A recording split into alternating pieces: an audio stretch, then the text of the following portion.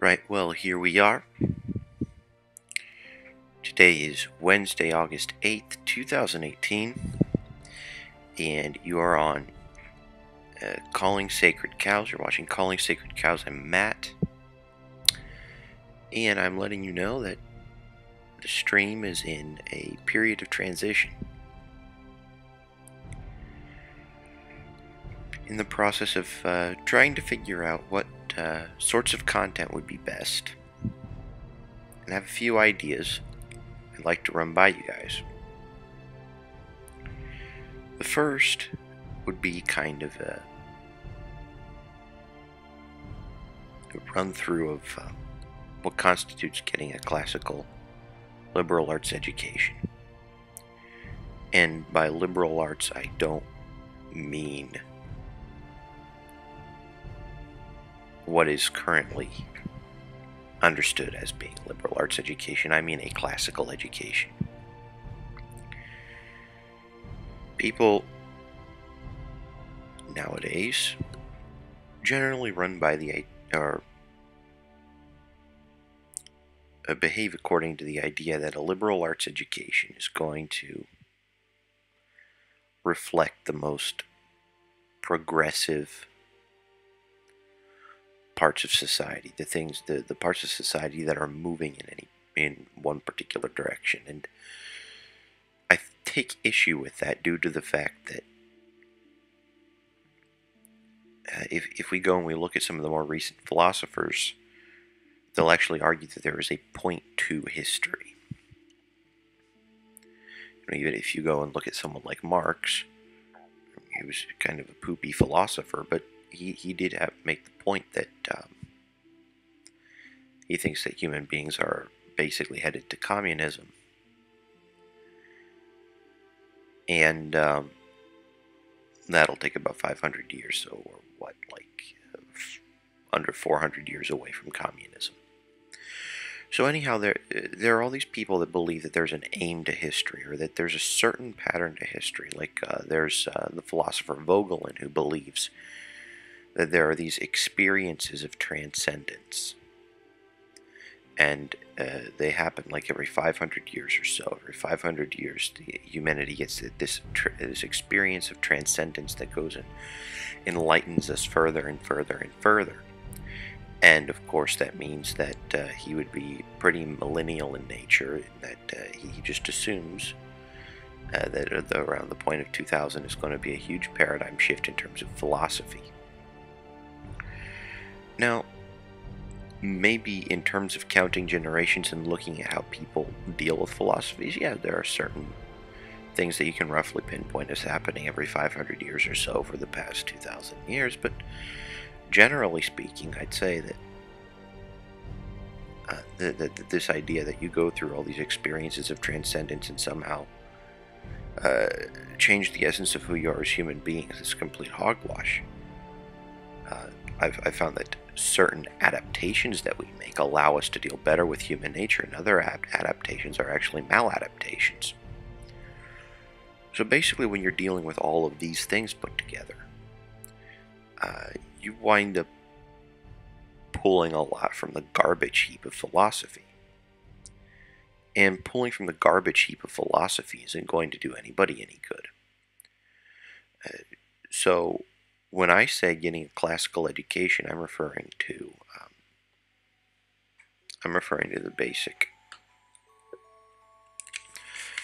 going all the way back to the Aristotelian ideals of purpose, virtue, and happiness. And with those as the aim, with those as the general idea of what it is that an education should be pointing us toward, that we would go through these 7 elements of the liberal arts: grammar, logic, rhetoric, arithmetic, so basically dealing with numbers, music theory, which would be numbers in time, astronomy, numbers in time and space, and geometry, numbers in space. Now, of course, there's more to being educated than that. the basic idea of this is that there's a certain thinking pattern, there's a certain way of making ourselves function in accordance with the laws of nature. There's a certain way of making us not fight the way things are. And a liberal arts education is supposedly going to help you do that. Now, by today's American definition, I would hardly call myself a liberal. I would call myself quite a staunch conservative in terms of conserving the ideals upon which the United States was founded. I also believe that the United States Constitution is a very good document for governing immoral people. But if people are amoral, if people don't know what's going on and can't respond accordingly, if people are vicious, no constitution is going to help. I mean, then you're dealing more along the lines of these quite unpleasant situations involving, sparing the rod and spoiling the child, and watching society go down the tubes.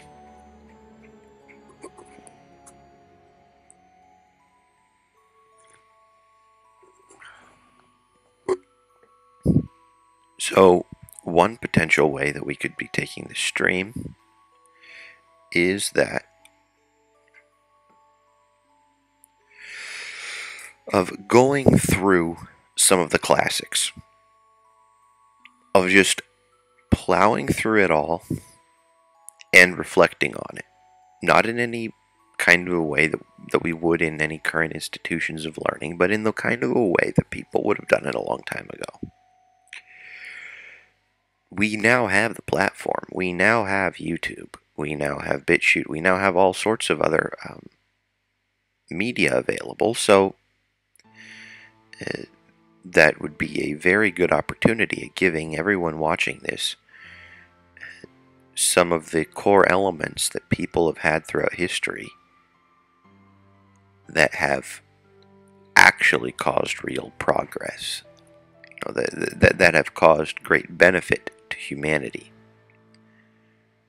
and allowed us to work within natural law to better ourselves and our situations. So, starting with the very basics, starting with the trivium, or the trivia. Grammar is input. Grammar is the beginning. Grammar is, okay, how do we extract information? Okay. Logic is, how do we internally process and deal with information? And rhetoric is, how do we output information? So grammar, logic, and rhetoric are essential if we intend to accomplish anything in this world. Even if all we're doing is programming computers, there's still a grammar, there's still logic, and there's still rhetoric. And ultimately, programming computers is a very pure way of doing this because you don't have to deal with an awful lot of the more complex elements, especially those of the grammar and the rhetoric, which involve understanding and communicating to other people. So that's that. So just beginning by understanding how communication occurs, understanding how processing occurs, and how do you do that? Well, the best way would be through practice. The best way would be through experience. The best way would be through having an academy of sorts, through making it ourselves, given the nature of the social environment today. You can do this anywhere, and all the information that anyone could have had to obtain a classical education is available for free. Now, unfortunately, the fact that it's available for free will make people value it less. Now, if people pay for something, they're going to value it. If people receive it for free, they might not see the value. Of course, I know you guys are, if you're tuning into this stream, you're likely not going to be running into that particular problem. You will be appreciative of these free resources. And I know that given all the other things, it's certainly not the most natural thing to set aside a couple hours every day to apply oneself thoroughly to the material, to actually go and look at it in depth and understand the ramifications of everything, understand the implications of everything, but that would be my recommendation. Then another one, and this I would still be down for doing, but I think that it wouldn't be nearly as well rounded. It would be to look a bit at the history of philosophy. Look a bit at how ideas have interacted with reality. And if we were to do something like that, we would go through some of the philosophers. I'm thinking Aristotle, Epicurus, Epictetus, Aurelius, More, Bacon, Descartes, Spinoza, Locke, Hume, Kant, Fichte, Hegel, Schopenhauer, Mill, Nietzsche, Wittgenstein, Heidegger, and Foucault. Now, that would also be a big project. Like, both of these would be multi-year endeavors. And doing the whole liberal arts education route, I think, would be good for... It would take longer, because the history of philosophy as such would be a subset of the liberal arts. The thing is, the history of philosophy would take less time to get through. And ultimately what we would wind up doing is probably parsing this liberal arts thing into all sorts of different subgroups. But the history of philosophy would not be the first thing covered. Now, let's take a look and see, because I haven't been able to see the chat here. It's been a little bit of a... I've been having a little bit of a difficult time and had to restart my browser. But in the meantime, I will attempt. I will attempt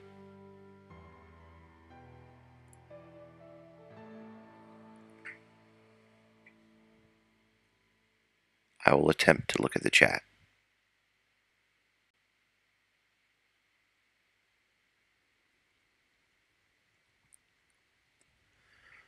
Alright, it seems nobody's watching.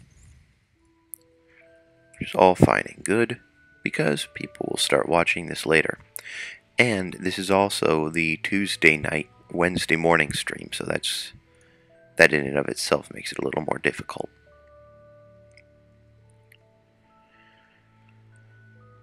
But since nobody has shown up to chat about these sorts of things, well, it seems that I'm just going to start expositing a bit on what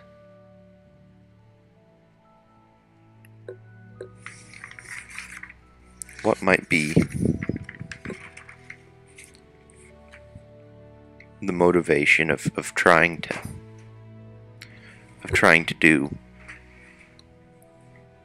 such an extensive project as this. This project, I hope, will wind up creating a repository of videos and of pieces and of information, all nicely and neatly categorized, so that we and our children and our children's children may have at least something to hang our hats on and say, this is good. to be able to say this is good is incredibly important. And one of the biggest difficulties is that so many people with so much crap, with so many bad ideas, so many people with bad ideas have mastered propaganda. They've mastered rhetoric. They would be like what Aristotle called the sophists, that they would just start spewing crap, but they would do it so elegantly that people will actually believe them. And that is something that modernism and postmodernism is completely full of. People aren't being as discerning, and I would say it's partially due to a philosophical movement eating itself from the inside. You know, things getting to be too good from, in terms of the scientific revolution, people beginning to empower themselves with science, but still not having the moral framework upon which to actually be able to make wise decisions. So we give ourselves more and more cool toys, which I really, really like. But these cool toys ultimately allow us to kill each other more effectively.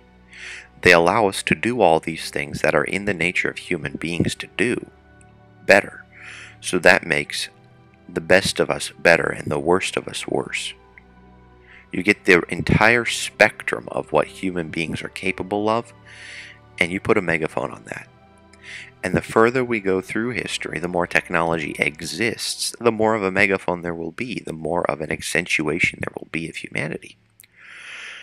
And so, if we don't go back to the Aristotelian virtues of purpose, virtue, and happiness, we don't go back to these fundamental concepts and at least seek to understand what's going on and get a better grasp of those than what we have today, we're going to be in a world of hurt. I mean, the fact of the matter is, life is, to some extent or another, a suffering.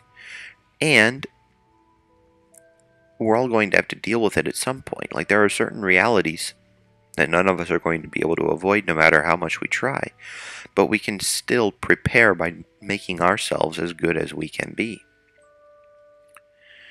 And preparing ourselves as well as we possibly can. So, I hope that I've made a case for some old school learning.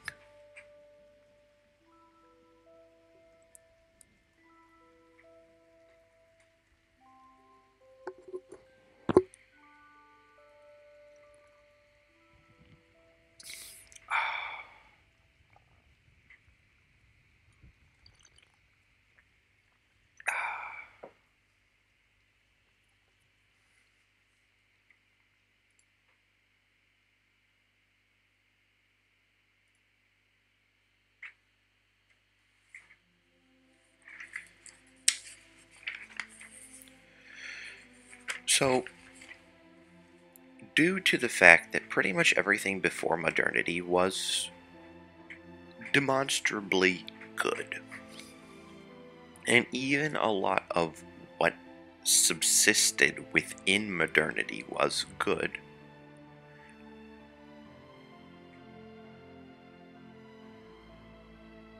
well, we're going to probably emphasize the classics a little more than most people.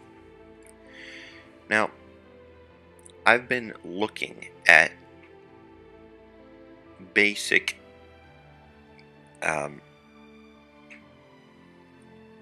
curricula. I've been looking at basically reading lists, and I found a pretty good one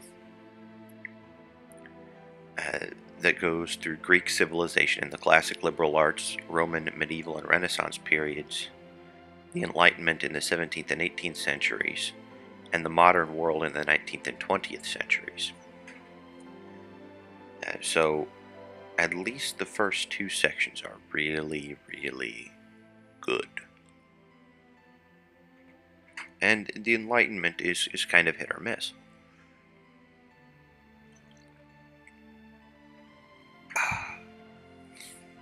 There are many, many strong hits and many clear misses, and a little bit of stuff in between. Now, of course, this particular list, which I will go and put into the description,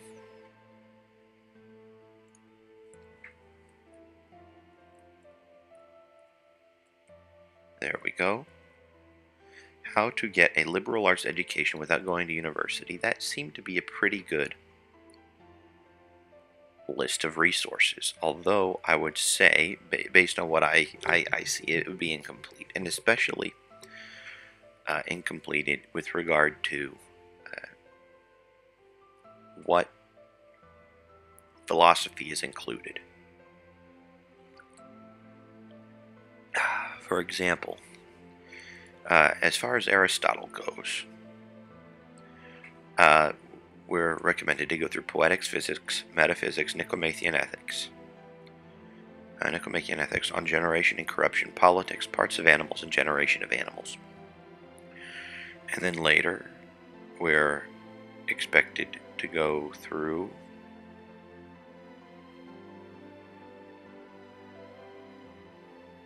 De Anima on interpretation, prior analytics, and categories.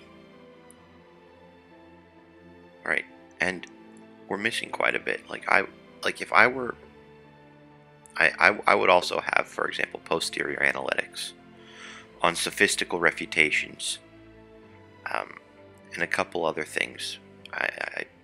In the corpus about, or the corpus of stuff from Aristotle. The reason being that he is and was recognized as being the philosopher. Now, I haven't done too much of Aristotelian philosophy, meaning I've read all of Aristotle once. And that's all I've gone through. And yeah, from my background, have gone in, and I can't say that I stand behind everything Aristotle says. But nevertheless, I think that he gives a wonderful amount of context. He gives a wonderful he gives a wonderful setup, a wonderful framework for viewing the world and being functional therein.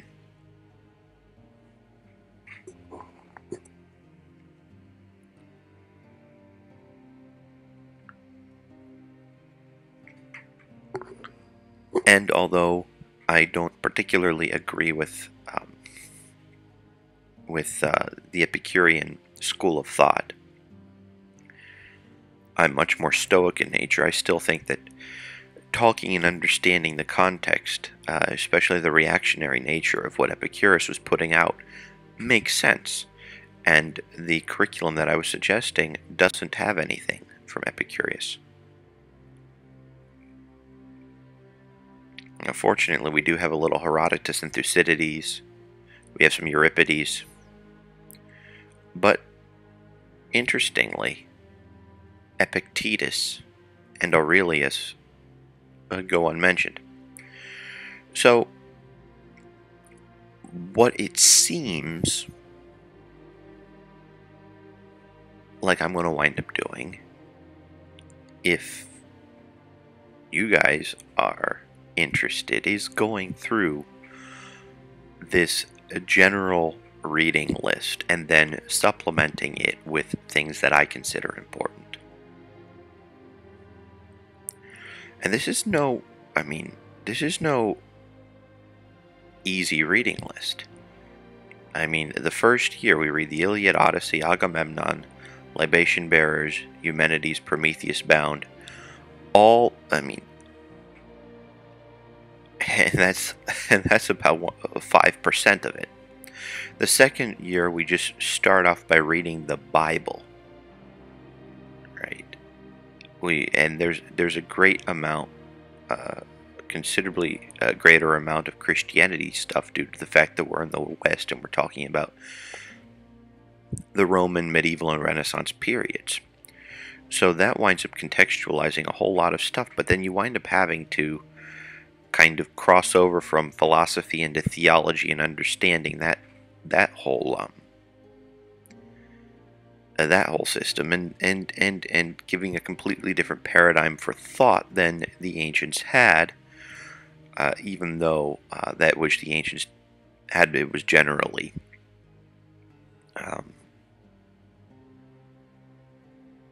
or at least many of the principles do carry over.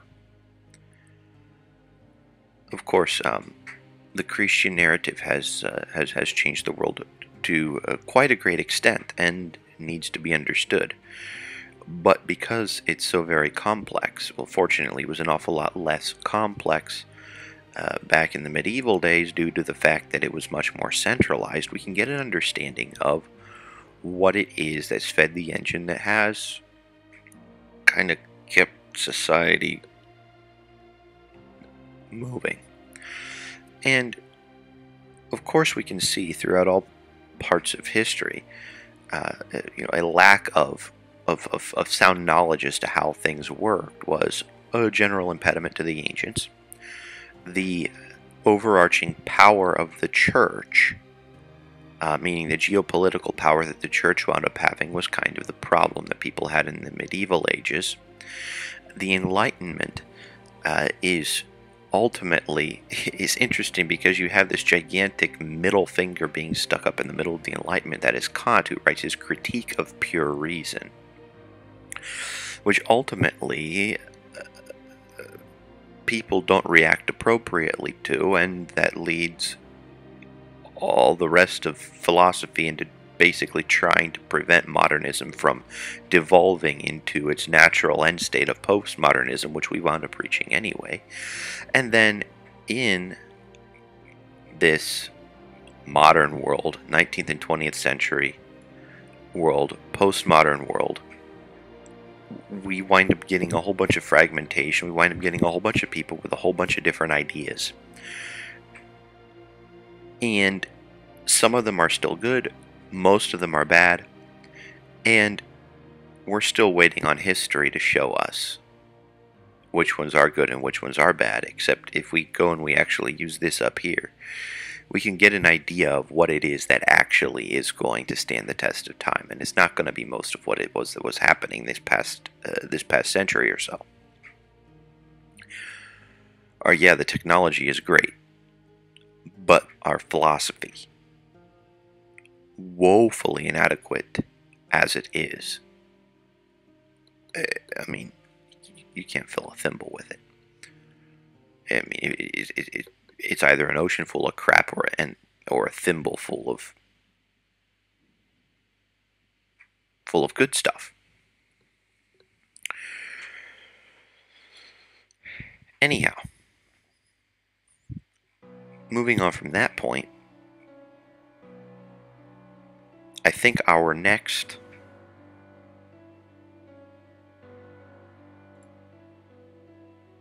stream, we're going to begin by delving into the Iliad. Now, why are we doing that? Because it's one of the few surviving works from ancient times.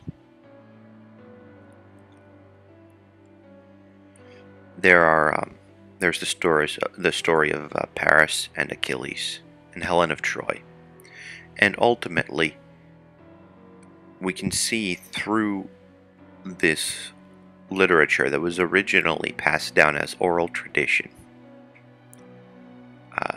we can get a lot of insights into human nature. We can get a lot of insights into how human beings work. Not saying that it's good or bad, but just that it is how human beings work. Of course, we can come to our conclusions. But oral history has this way of starting with a story, and then as it gets told over and over and over again, the non-essential elements get removed.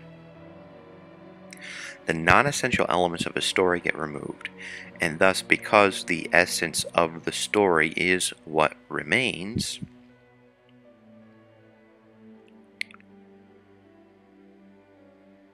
we know that every little bit of something in there is something to be grasped onto. Every single detail that remains is something of significance to us, and so we can go and take one work and go through it as quickly or as slowly as we like, and attend to it at whatever level of depth we may wish. And that's entirely contingent upon what you and I are interested in doing. That's entirely contingent upon us and what it is we're trying to get out of something. Like, do we care more about going through this stuff quickly and getting through a lot of it, or do we want to go through this stuff slowly and go through it and get through it at a much deeper level? Now, granted, I think that what human nature is quite self-explanatory. I mean, all you have to do is take a look at a human being and dispassionately analyze him for a while, and you can get a general idea of what makes him tick. And then you go and you do that for a couple thousand people. You know, you just stalk 1,000 people, right? And then you get this idea, this idea of, okay, this general umbrella covers humanity. And then once we learn how to function underneath that umbrella, we can go and get an awful lot more of what we want out of life. Literature helps distill that. Literature means that it helps give us, at minimum, a context for people watching. Like, what happened with Helen of Troy? Why in the world did things go the way they did? Well, I mean, the ancients viewed it as obvious. The ancients viewed the interpersonal dynamics as obvious. And so studying them would clearly benefit us. Then, of course, we have Homer's magnum opus, the Odyssey. The Odyssey is the epitome of good storytelling. The arc of Odysseus making his way home and having to deal with all of these problems along the way, all of these different books, also were stories that were refined over time, probably predicated upon reality, and then having all the non-essential details removed in order that the essence of the Odyssey, the essence of Odysseus' story, remains. All of those stories have resonated with humanity. That's why they're still around. Right? People can go and look at the Odyssey and say, oh, well, it's boring. Everything here is so, so prototypical. Yeah, because it is the prototype. If you read the Odyssey and you look at the story, you can go and pretty much find anything that has been a success throughout modern times. Any movies, any plays, any stories, any books. All of those stories can be found in some form or another in the Odyssey. So, if you're looking to know what kinds of stories the human mind prefers, read the Odyssey. Then, if ever you need to enlist the help of other human beings, you can have that rich background to draw from, to learn what kind of stories to tell to engage the human mind, to be able to get people on your side. And interestingly, I am doing a very horrible job of that right now. I am expositing, I am telling you why A liberal arts education is good, but I am not giving a story. I'm acting like a CD salesman right now, because I'm just going through and dispassionately, or maybe with a little bit of passion, analyzing these things. What I am telling you is that there are many, many stories to be told, many, many interesting pieces to deal with, and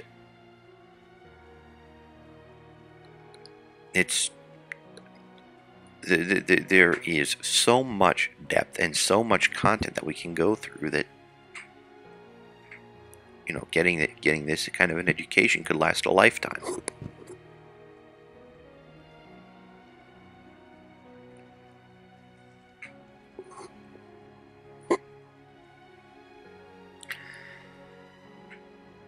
But ultimately, the whole point of this is to give you some tools, or rather allow you to go and collect the tools for yourself that you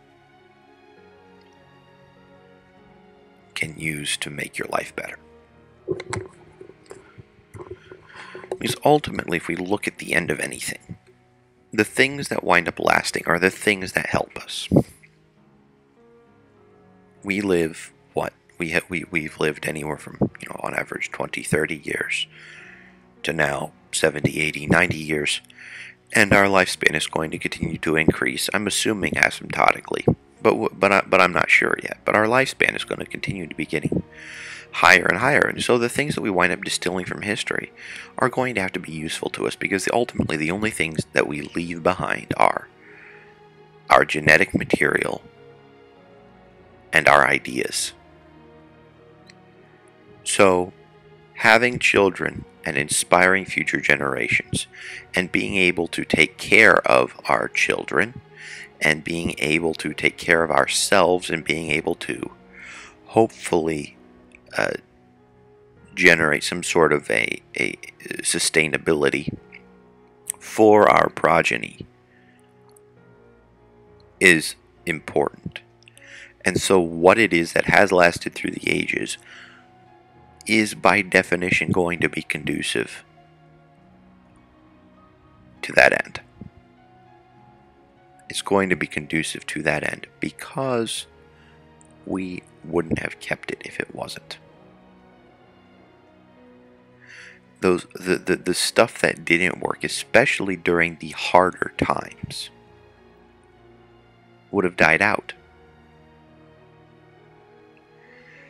Only recently have the poor been able to be fat instead of emaciated. Only recently has the standard of living been able to be so high that even the most poor in the West have such things as televisions and refrigerators and freezers, a roof over their head, and so on.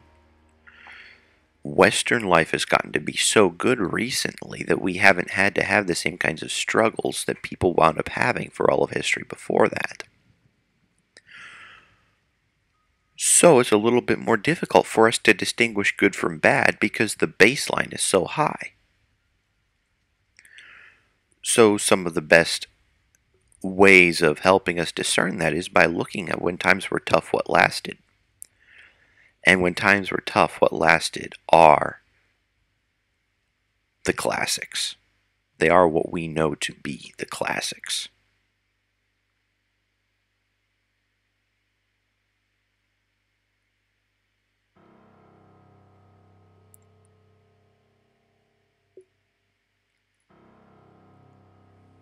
Oh, good morning.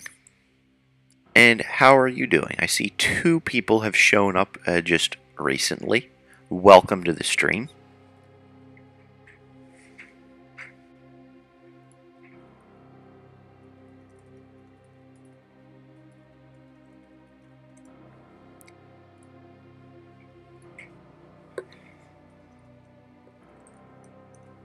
There we go.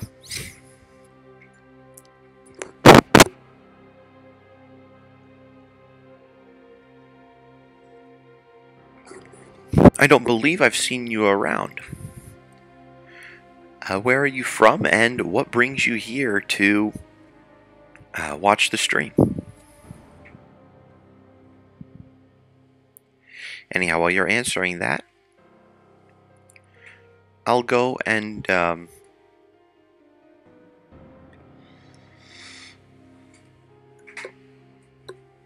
let you know that I've been doing a bit of reading on Aristotle,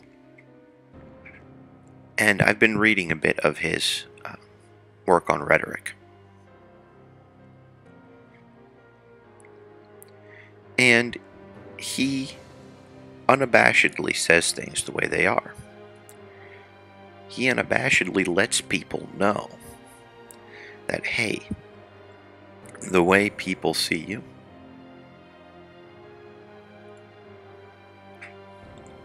Alright, you're from the Middle East, and you watch my content occasionally. Well, very nice. It's nice to have you.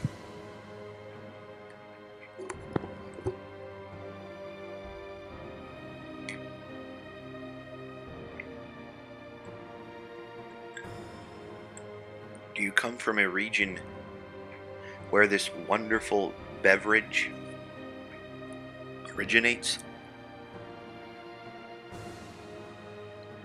Or at least close there too? I love coffee.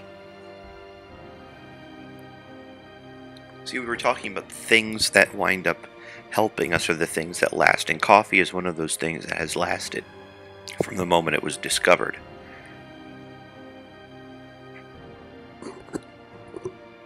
People love stimulants. And I'm no different in that regard. I'm a caffeine addict. I see another person is watching, but we have a silent participant. That's okay if you don't want to. If you don't want to make yourself known, you don't have to. I'm not going to force anybody. I myself am quite the introvert. It's only recently that I've dared actually do things like open my mouth in front of what could conceivably be a large audience or no audience whatsoever.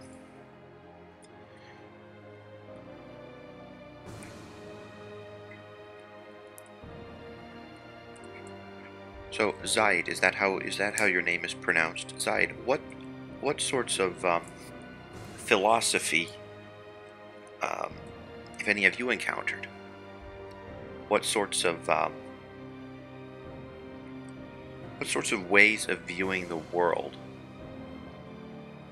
have you spent your time existing and subsisting under the domain of? What motivates you? What gets you going? What sorts of things are you looking for?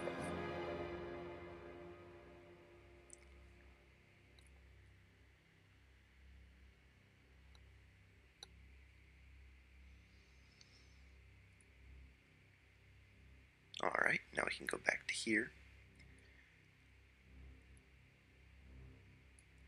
I'm going to have to figure out a way of getting to YouTube chat and having that and a couple other things on at the same time. Just bouncing back and forth between things is a little difficult. Mostly because my puny brain can't handle more than one thing at a time, and then having to go and put up with 3 things at a time is a bit of a challenge, but whatever.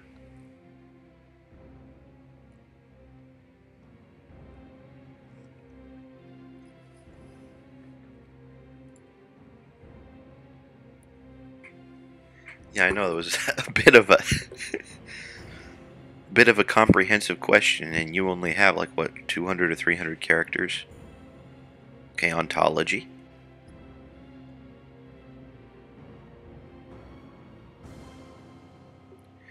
Alright, well, let's see if I can go and find within this reading list.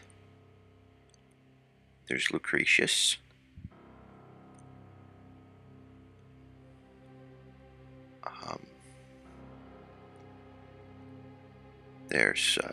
There's Aristotle.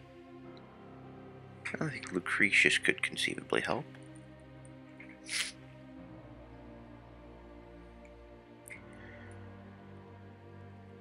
Yeah, we're going to definitely be getting to Lucretius's On the Nature of Things here at some point, which should be fun. Then we have Yeah, a whole bunch of Plato, a whole bunch of Aristotle. So at least we're definitely going to be touching on ontology. And by touching on ontology, I mean delving very, very deeply. Oh, you've read some of the Odyssey? Nice.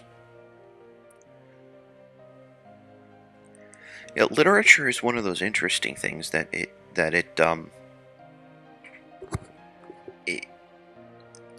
a lot of what's found therein is implicit.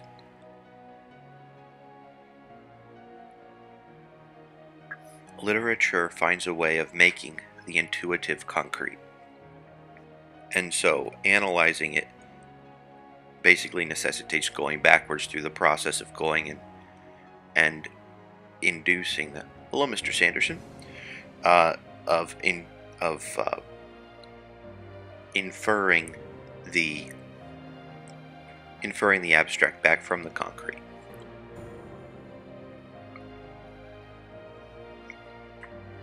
Dealing with the allegorical in that sense is kind of was pretty interesting. Okay.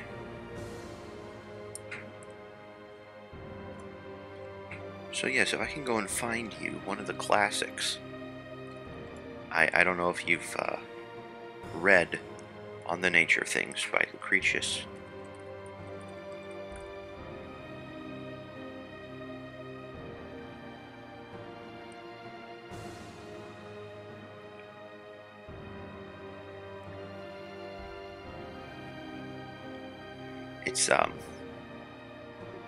It's very interesting.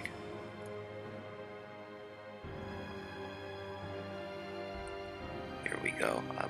I'll give you a link.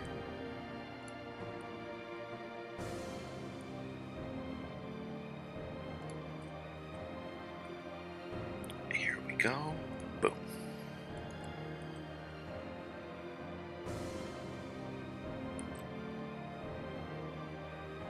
So this is basically explaining a bit, or rather, it's On the Nature of Things expounds on the Epicurean idea of how things are. All right. So obviously that gives us a great starting point, especially seeing as I'm not Epicurean in nature. I don't necessarily subscribe to what it is that he's been talking about and so on. So I'm going to definitely argue with points, but sometimes I may wind up taking the position of devil's advocate, even for positions that I do agree with, just so that we can see how ideas do wind up interacting with time. Indeed, I think one of the best forms of learning this stuff is arguing. And arguing from the philosophical sense of arguing. So if anyone is interested in say when we go and have certain reading materials or have certain things,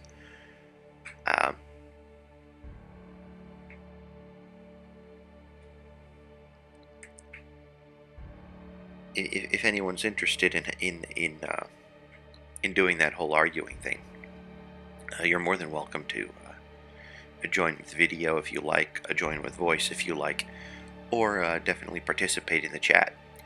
It's just a little more difficult to do it via chat because there's going to be about a minimum 20-30 second delay in between being able to respond to things, so that tends to complicate the nature of the conversation. But still, if you wind up getting enough people at the same time, it's definitely easy to argue amongst ourselves. And then a very nice perk of doing that. Hello, Mr. Blank, if that is indeed your name. We were talking.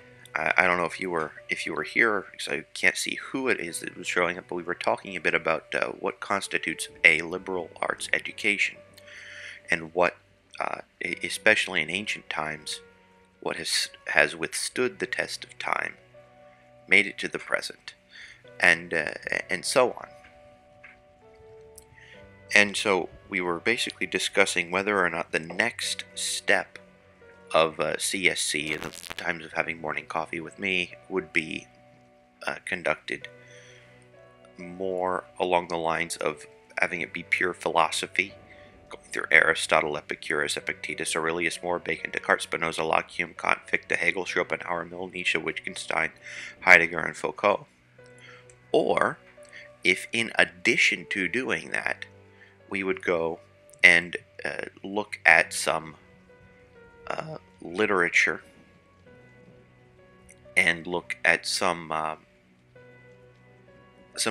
other stuff that was part of a liberal arts education, so that we would wind up becoming a little more well-rounded. We wouldn't just be getting our reading, writing, arithmetic, or we wouldn't just be getting our philosophy, but we would be getting our grammar, our logic, our rhetoric, arithmetic, music theory, astronomy, and geometry. Like, I'm talking going very, very deep into the heavy stuff. So, any opinions that you have on the matter are more than welcome. I would love to hear what everybody else has to say on this. If people don't go and tell me, hey, this is what I want, the next thing I'm going to have prepared is going to be a bit of stuff on the Iliad. Going to go back to the really, really old stuff. Now, of course, there's still even older stuff in existence, but they're only fragments, and it's much more difficult to piece things together. So we'll start with full works.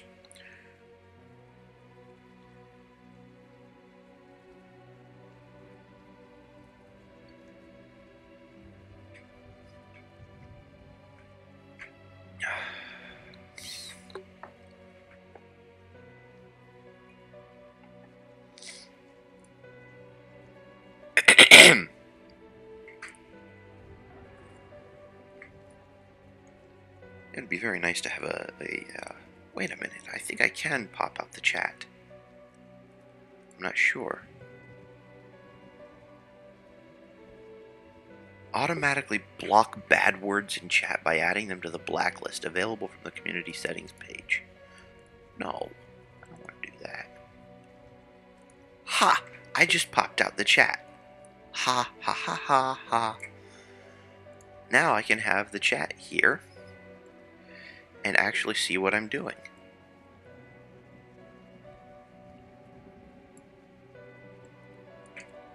Yay.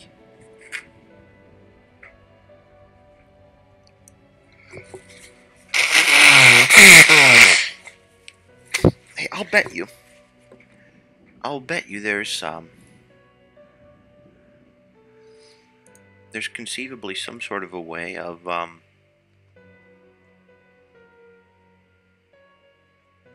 no, I was thinking that there was something I could do in order to make the chat just stay on top of the screen, but that would I think necessitate me either writing or making a new program, or getting a new program, so we'll just forget about that for the time being.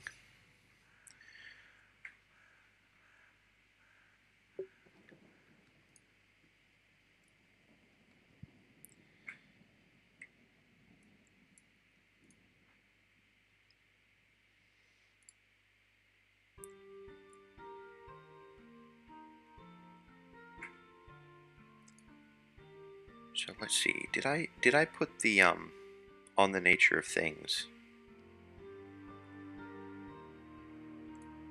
I put that in the chat, so that'll work. There we go.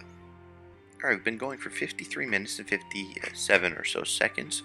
So I was thinking about going for max another hour and a half or so. Minimum another 20 minutes or so.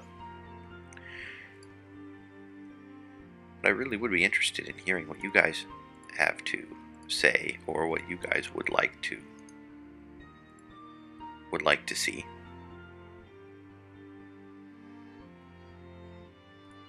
Don't I have when stuff like what happens? Oh, don't I hate when stuff like that? Yeah, probably. Well, it's because I wasn't paying attention. Yeah. Paying attention is a very, very important thing, and especially in the modern world where our attention is so divided, where you have to do one thing and then you can focus on, okay, I can focus on what it is I'm going to say, but then I can't, like, I'll be the first to admit, you know, Graduating college when you're 16 years old does not mean that you have all the attention in the world. It certainly doesn't mean that you can go and pay attention to everything in it. I would say probably only reflects the fact that I was able to pay very close attention to the things that actually mattered for that particular end. So realize that you're dealing with somebody who in many aspects well, V and T, it's the same finger, it's just down instead of up, right? I don't even think when typing anymore. It's just... Then I have this dilemma that my little finger is so much shorter than the rest of my fingers that I only type with 4 fingers per hand, because every single time I try to use this, it winds up being demented and not doing what it needs to do.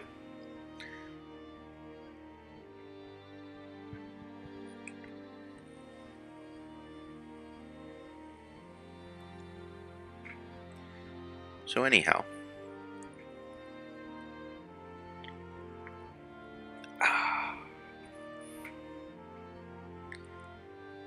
that's that. So just know that when it comes to, you know, being able to think about things and being able to reflect on things, just by nature of us being human beings, just by nature of us having reason, if we're going to go with what Aristotle was saying, that is what differentiates us from the rest of everything that exists. That's what makes us different than animals. Our reason does that. And so I would say that, though certainly it's more difficult to reason with some people than it is to reason with others, we all possess that faculty, which means we all should be able to engage with the material at some level or another. We all should especially be able to engage with life at some level or another. I wonder if I go and I change the title of this: Morning Coffee with Mads.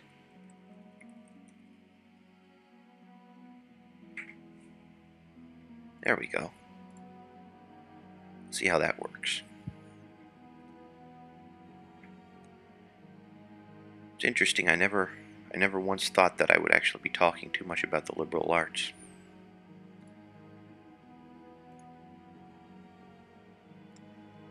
That is definitely not what I expected myself to be doing. Of course, I'll admit that I wound up having a very unhealthy view of the liberal arts for a good long while. I wound up having some pretty horrible teachers when I was an undergraduate. When I was an undergraduate, I attended a small liberal arts university, which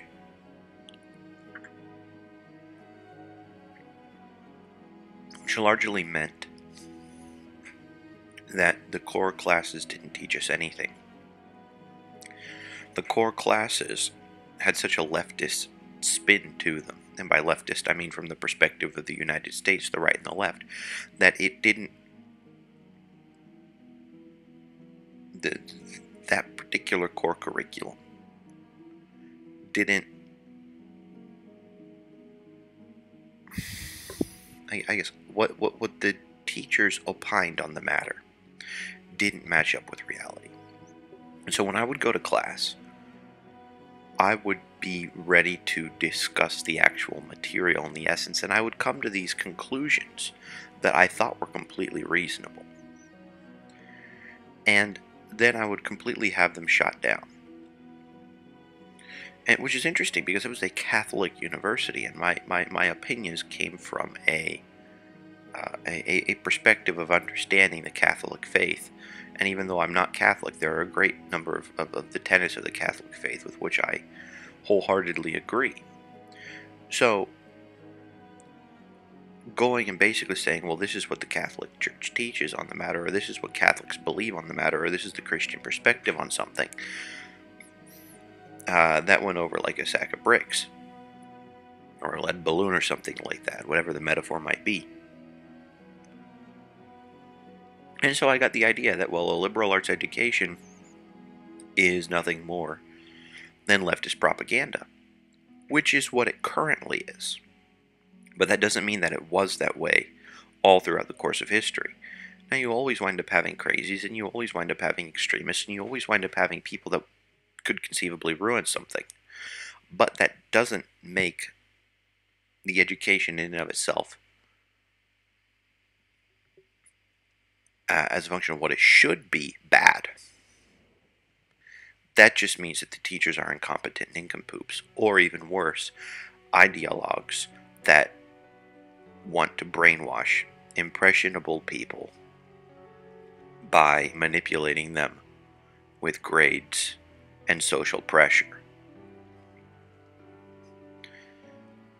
Like being able to intelligently discuss the subject matter, I don't think was a part of it. In fact, I wound up having one of my professors that kept on trying to get somebody to kept on trying to get me to tell her my IQ. She kept on wanting to know it and hear it and think about it, and she kept on badgering me by telling me about this one kid who had an IQ of 186, who was the most pleasant and was one of the brightest people she had met, and basically was comparing me to him and saying, well, you're nothing compared to him.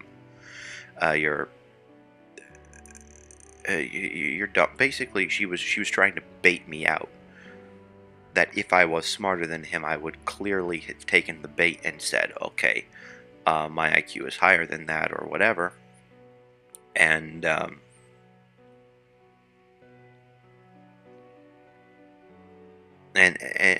never took the bait. So I think that she assumed that I was just this pretentious little 16-year-old or whatever I was at the time that didn't know a thing about liberal arts, because I hadn't, of my own volition, come to the same leftist opinions that had been thrown at me throughout the entirety of my education at university. I mean, I, as a 16-year-old, was probably the most right-leaning person in that entire class. And interestingly, I wound up getting pretty near the lowest possible passing grade. I mean, that definitely ate into my Ivy League admission potentials, and generally screwed up the course of the course of the rest of my education, as I would have wanted it to be at that particular time. But then, in retrospect, being willing to speak the truth and being willing to take it on the chin prepared me for, and experiencing the consequences thereof, but not in such a way that, I was fearing for my life or anything, prepared me for being able to live wherever I need to live, and being, and expecting at least to have some sort of a resistance when I go and I state something, and dealing with it. And it also wound up informing me that I'm going to have to be way, way better at articulating the ideas than my equivalent opponent on the left, because people naturally gravitate toward leftism. Leftism has become this cancer that's gone and set itself as a leech upon Western society, siphoning everything good out of it until there's nothing left.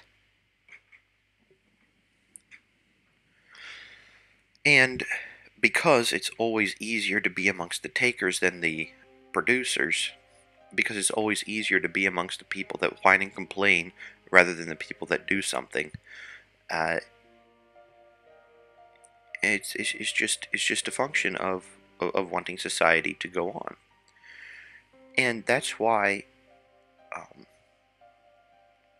I think that partially explains that dynamic of the 20th century explains why the book by Ayn Rand, Atlas Shrugged, which somehow didn't make its way into the reading list and will be in my reading list. We're definitely going to have a little bit of that. Though I am not an objectivist, I think that going and having reading Ayn Rand in the light of Aristotle would definitely provide a great look into that sort of a thing. That's one of the reasons I think that people on their own volition chose to read Atlas Shrugged. This wasn't something that was written for academia. That was something that was written for people to read.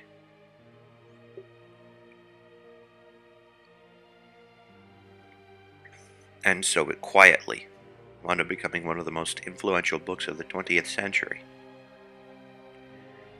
And hopefully beyond. And hopefully beyond.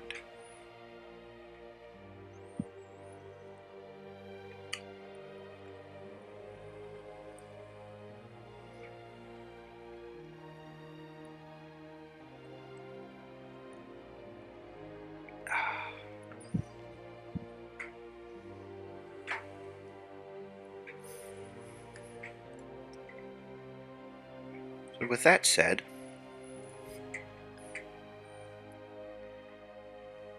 are you guys interested in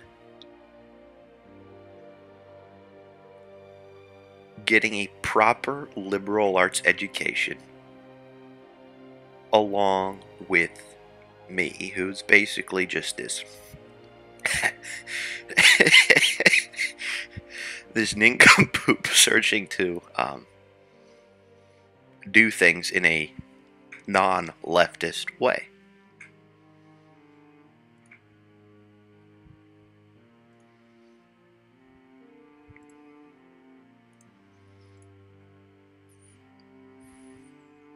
Ah, you think your brother is actually ENFP? Okay.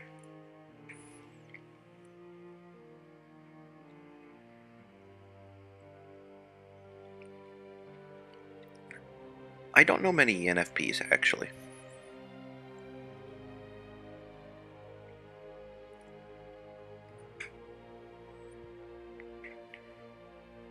Oh, I'm going to. But I'd like to at least do most of it as a stream.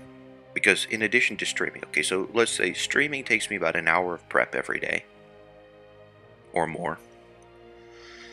Usually it's about an hour in the evening of thinking, okay, what is it I'm going to talk about the next day, and then an hour in the morning actually preparing myself before I go and get my coffee and stuff like that and show up. So, ultimately putting 4 hours a day into this, I mean, this is a half-time job, and I'm not getting paid at all.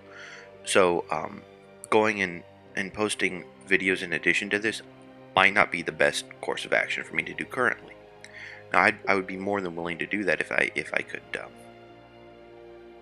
Oh yeah, I'm definitely going to parse. I'm definitely going to parse this, Mr. Sanderson, into different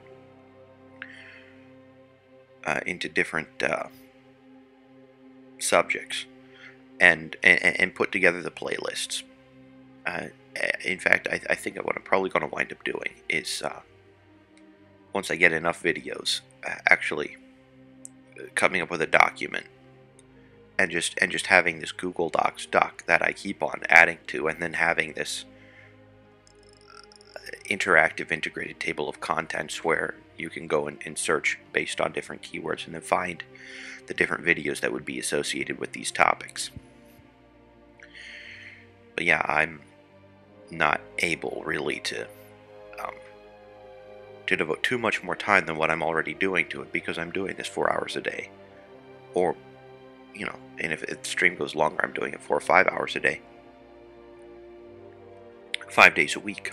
And I still have real stuff to do. I still have to put food on the table.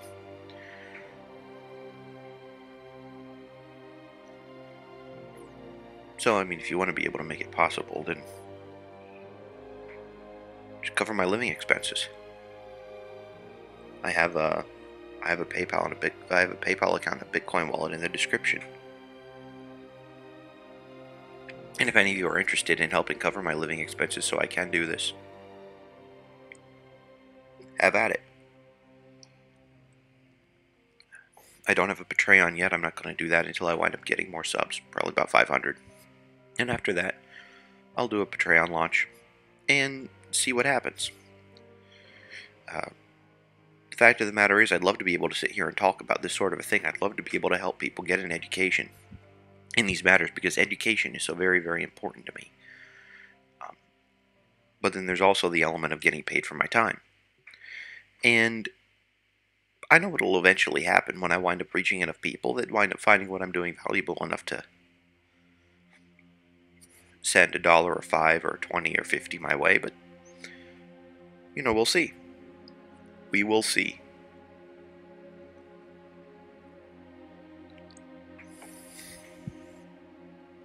In the meantime, this is a labor of love. But the lion's share of my love gets directed toward, ultimately, my family, because I care about making sure that they are provided for. And so that is where my priorities lie. And until I can wind up finding a way of balancing those priorities in a different way, I'm kind of stuck with how much time I can do this. On top of getting a liberal arts education, I think that it's also important to get an education in things that are explicitly relevant in day-to-day life, as opposed to only the implicit stuff. Obviously, there are meta skills that transfer from subject to subject. Learning how to learn, for example, is a big one. Giving oneself a realm in which to think is definitely another one. But then being able to apply oneself and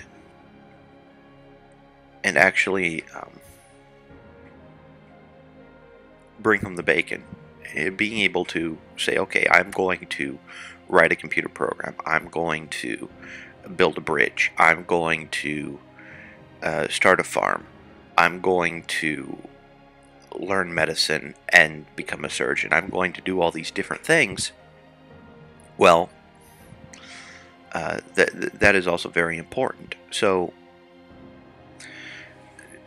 I think that constantly increasing the repository of materials available, both for free and materials that can be paid for, especially putting together curricula, putting together courses of study so that people can generally have an idea of, okay, these are the different things that I need to study in order to learn this. I think is a very important thing to do. Okay, I'm going to get a liberal arts education, and I'm going to get an education in computer programming. I'm going to learn how to program. I'm going to learn architecture. I'm going to learn all these different things. Because I think that what people wind up doing a lot is they'll take a little bit here and a little bit there and a little bit there and become a jack of all trades and a master of none. And therefore, in whatever field they happen to be doing their stuff, they're not actually going to be the most competent, because they will have mastered the use of a hammer for pounding nails, but if nails need to be removed or if screws need to be turned, they won't have that particular tool. And certainly, if all you need to do is pound nails, then all you're ever going to need is a hammer. But then having the resources available and having everything put together in a repository, I think is very important. I think it's very important that there also be this contextual map of things as they currently exist. Because lots of times we can run into certain problems and then struggle for a very long time in terms of figuring out what it is that we actually need to learn in order to solve the problem. Because you need to sometimes, okay, you see, here's the situation, but we have to go deep down the rabbit hole in order to get to the very basics, in order to build up what it actually is that's going to solve the problem. So having these pieces, having these curricula in place, which is getting easier and easier to do by the hour, actually, given the amount of information that is getting put online, is important. So having a collection of this sort of stuff is something I'm looking forward to putting together. And I am very limited in my ability. I could do that for chemistry, I could do that for biology, I could do that for physiology, I could do that for medicine, I could do that for law, I could do that for primary and secondary education. I could do that for maybe pharmacy. I could do that for nursing. Nursing would be a little bit iffy. I don't know that much about nursing, but putting together these repositories, putting together these curricula, and then filling it with all sorts of free and paid for material. That's another thing I would like to spend my time doing. Either that or working with other people who'd be willing to do that with me, and maybe volunteer their time like I've been volunteering mine, and see what we can put together. It'd be nice to work with, doctors to have an online supplementary medical curriculum that someone could just go into and learn themselves, and then apply when they apply to medical school, realize, oh boy, I already know everything here. And then when you know everything, you can go and apply yourself more to the aspect of, okay, I'm going to get this internship, or I'm going to go get this this position volunteering here. I'm going to be able to get all this practical experience, all this hands-on stuff that my peers won't be able to get because they're too busy amassing for themselves the book knowledge that I already got all by myself.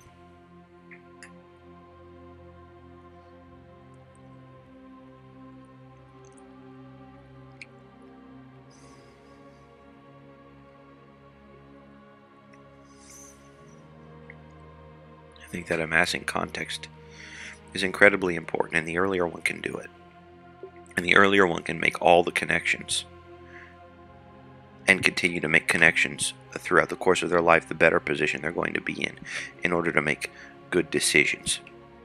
The better position they're going to be in to provide more value, and therefore the better position they are going to be in to take care of themselves and those they care about.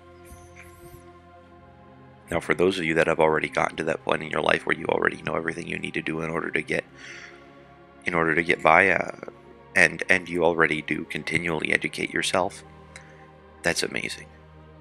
And I'm very, very happy for you. It means you have solved one of the meta problems in life, and you're always going to be in demand. Let's see. Alright, we have 4 people watching. This is very nice. Thank you guys for showing up. This is certainly a big privilege to be able to talk to this many people live. Well, thank you. I'm actually vacationing at my wife's grandparents' place. And, well, my wife's grandmother is currently in the hospital. My wife's grandfather is currently, I think, outside picking berries. He and I both get up at 3 o'clock in the morning, so I just went into doing this, and he went out to pick berries, and I think we both had our coffee and enjoyed that. Ah, Mr. Beers, nice to see you. But yeah, these are paintings of, I believe that's actually where I'm at. It's kind of an artist rendition. That one over there is, yeah, I think that this is the same body of water. Although I don't think the water belongs there at the very, very left part of the picture over there. But this seems to be an old picture of the farm that this used to be. Now this is a place with a lovely shore and a bunch of berry bushes. One can do a lot of fishing over here. One can do a lot of thinking. One can relax. This is very quiet. Oh, nice! Watching Beers and growing a beard. Oh, Mr. Beers, were you streaming too? Were you doing something about Kant?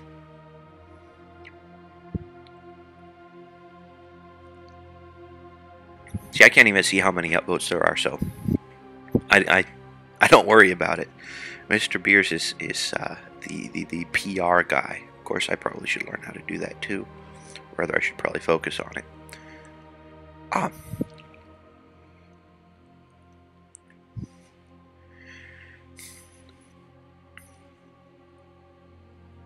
You're not. Okay. Well, I'm going to still be on for at least another half hour. Now there's just way too many people here that I enjoy. Spending time with, so.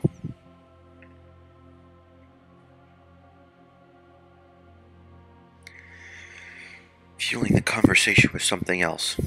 I was thinking about, in terms of rhetoric, and I've been putting some things together about education. You know, how people respond very well to things in threes. So we have like reading, writing, and arithmetic, the 3 R's of education. So I was thinking that if we could come up with some of these rhetorical devices, if we could go and,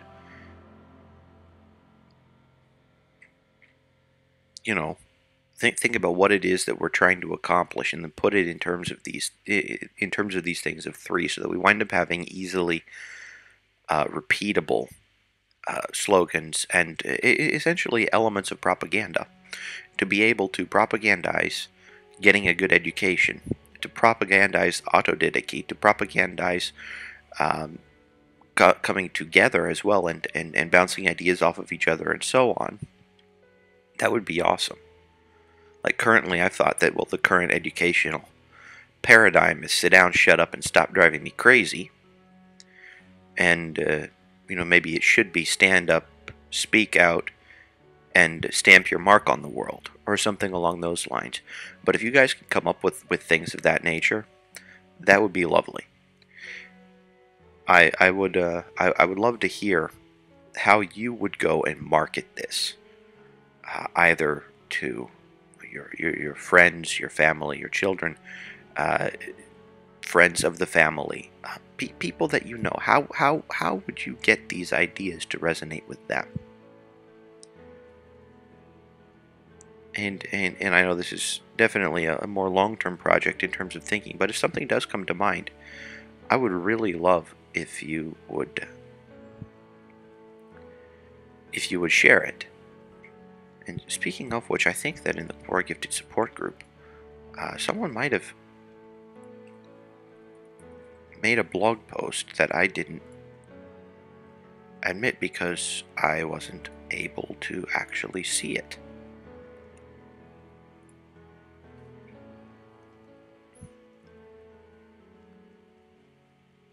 Oh yes. Yes, Mr. Garvey, you had, if you're here,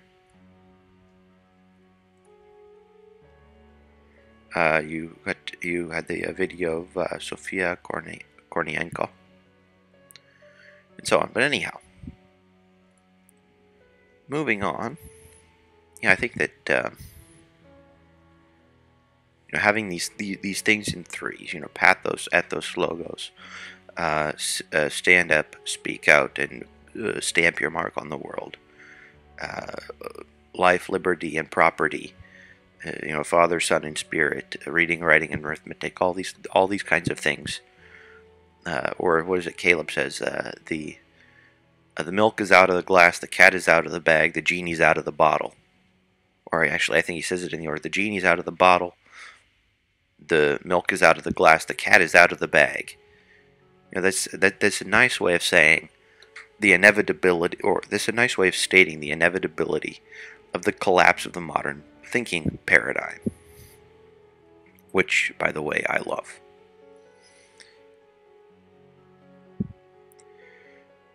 So Caleb is using a very nice rhetorical elements in order to basically pull what and Humpty Dumpty is in a billion pieces. Yeah, but you need to pick 3. You need to pick 3 of them.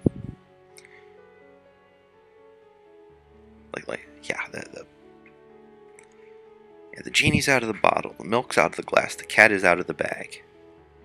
Modernity is going away, and Humpty Dumpty is in a billion pieces. That works. That works very nicely.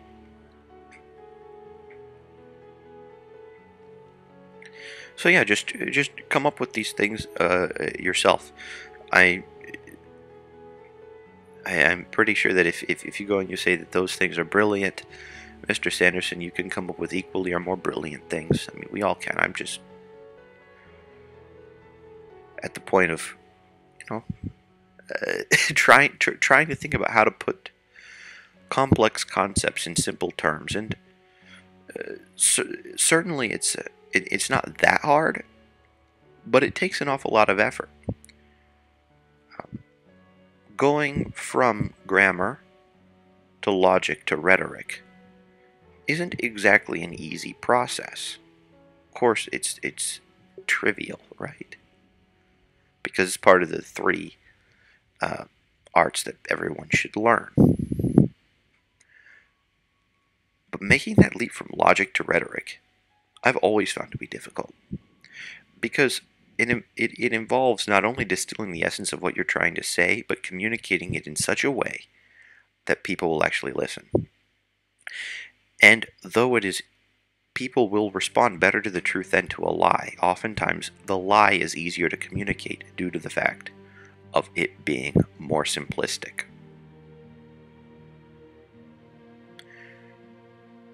So, truth tellers need a marketing department. Because lies are so easy to market. Like, you can literally just start pulling stuff out of your butt and putting it in threes. You can start writing songs about it, making pizzas out of it, and doing whatever else you want to do. And people are going to buy it. So we really do need to focus on how it is that we go and propagate truth.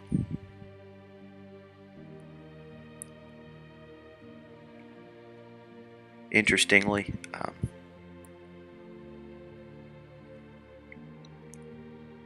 and I think I might actually have a video for you here. I'll put it in the description, and then you guys can watch it at your leisure after the stream's over. There was a TEDx talk about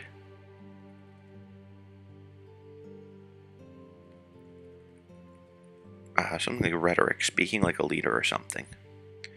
I think it was by Simon Lancaster.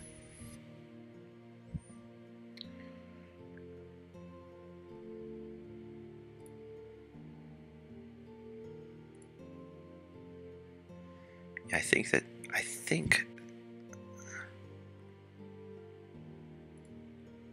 okay. Yeah, here's a very nice piece. I'll put it in the description for you guys.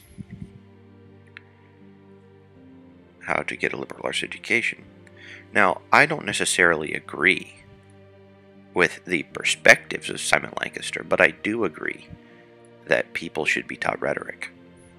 I don't think that should be the domain of public schools. I mean, I say go get rid of public schools. Certainly they've provided some utility for people. Certainly they've provided some usefulness. So I'm not going to say they're completely worthless, but I am going to say that if they're charitable or private, they'll be considerably better because they'll ultimately wind up responding to the needs of people as opposed to compelling people to attend and receive crap. And a part of the education that somebody should receive should be rhetoric. People should learn rhetoric. And I think that Mr. Lancaster makes a good case. Of course, he is a vehement anti-Trumper, which means that, I think that he could use a few lessons in analyzing things to a little bit deeper level. Because though Trump was not my favorite politician by any stretch of the imagination, I think it's interesting how easily Trump goes and dangles a red herring over here, gets people to jump all over, and then winds up doing a whole bunch of stuff over here that's completely out of sight of the mainstream media. It's wonderful, and it tickles me every time I see it, because everyone thinks he's an idiot, and he's actually one of the most competent politicians of the last century. Of course, that's a very unpopular view to have, And it's an unpopular view to have because what it is he's doing is working so well.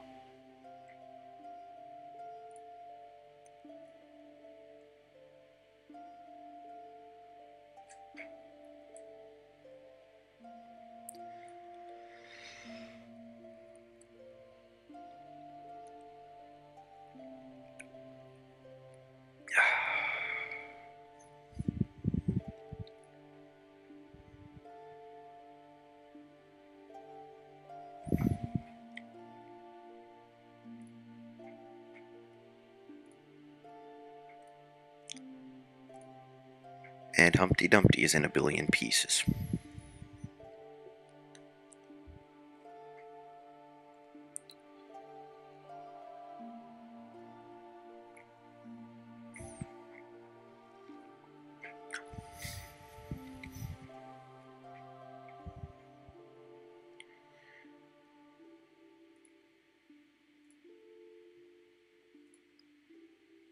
That has been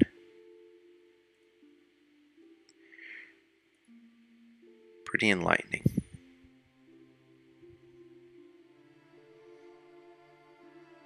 I can't see how many people are here, so I don't know if I've scared everyone away. But whatever.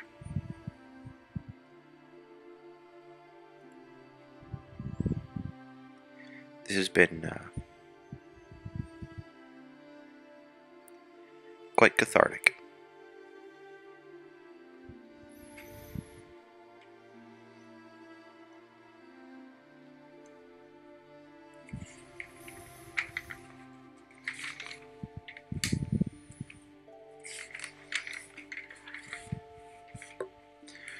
So I can go and show you what it is I've been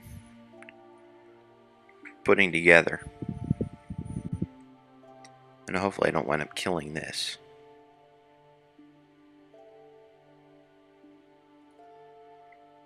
Oh no.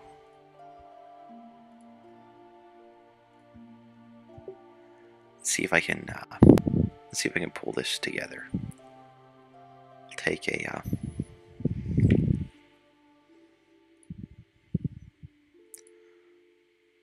okay, so there's that.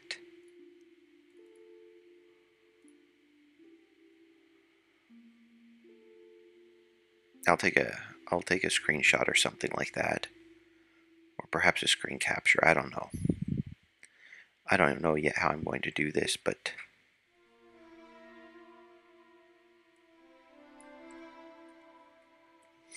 this I think is going to be the background for our...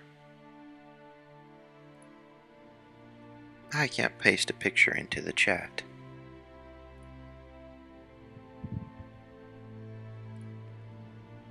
Well, that's disappointing. So I will send you, Mr. Beers, a thing and ask if you would be so kind to make a bit.ly link.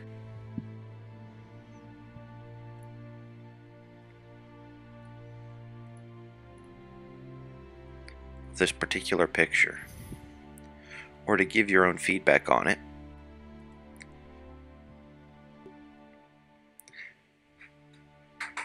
Because I would really like to, I sent you a picture via WhatsApp.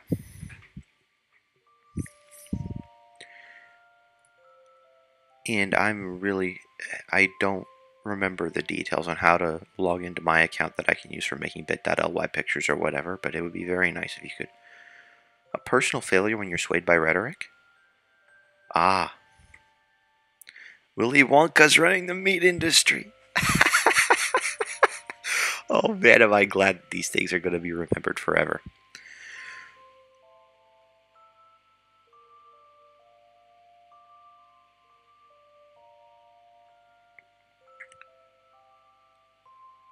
I feel your pain, Mr. Blank. And I think that part of it's due to the fact that we have different levels of processing things. And it's interesting because getting things to conscious awareness, Faraday, what range of intelligence would I place Faraday? That's it's kind of a tough one, but he's at least exceptionally gifted, if not profoundly. He's definitely a bright one. Definitely a bright one. Oh, personal failure when you're swayed by rhetoric? Well, one of the nice things about rhetoric is the more you study it, the more you wind up